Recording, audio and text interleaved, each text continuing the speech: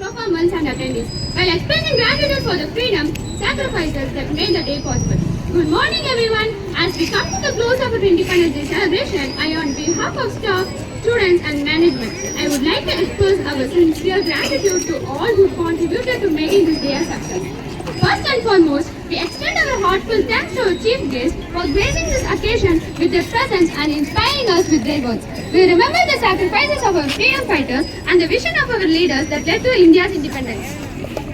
May we all continue to uphold the value of freedom. நமது தங்கத்தமிழ் மொழியாம் தமிழில் என்னுடன் உரையை இனிதே தொடங்குகிறேன். நான் இங்கு பேச வந்துள்ள தலைப்பு தேசிய வளர்ச்சியில் கல்வியின் பங்கு. இந்த உலகத்தையே மாற்றக்கூடிய ஆயுதத்தின் பெயர் கல்வி என்கிறார் Nelson Mandela.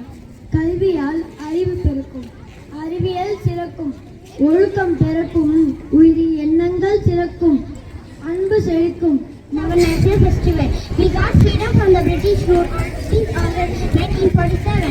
This day we remember the sacrifice of our great freedom fighters. We should love our country and respect our flag. Protecting the hard-won freedom and preserving it. The youth of today are the torch bearers of tomorrow. We are the one who will shape the future of our nation. As young people, we must be aware of rights. அனைவருக்கும் இனிய சுதந்திர தின நல்வாழ்த்துக்கள்.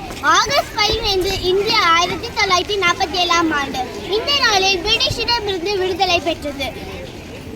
சேர்ந்தே நிற்பாடு புன்னகை புன்னகை தேசம் இது, புத்திர காந்தி நூறு இது, அன்பின் சூழ்ந்த தேர் இது என்றே நிற்பாடு. எத்தனை எத்தனை சத்திய சோதனை கண்டது நம் நாடு, எத்தனை எத்தனை சத்திய சோதனை கண்டது நம் நாடு. ஆடிடு பாடிடு கொண்டாடு, ஆனந்தமாக கொண்டாடு, பாரத தேசம் நம் நாடு, சேர்ந்தே நிற்பாடு. இந்தியா சுதந்திர போராட்ட தலைவர் நேதாஜி இந்திய மக்களை அழைத்தனர். நான் 1897 ஜனவரி மாதம் 23ஆம் தேதி இந்தியாவில் ஒடிசா மாநிலத்தில் உள்ள கட்டாக் என்ற எழுத்து பெறுந்த என் பெற்றோர் ஜானகிநாத் போஸ்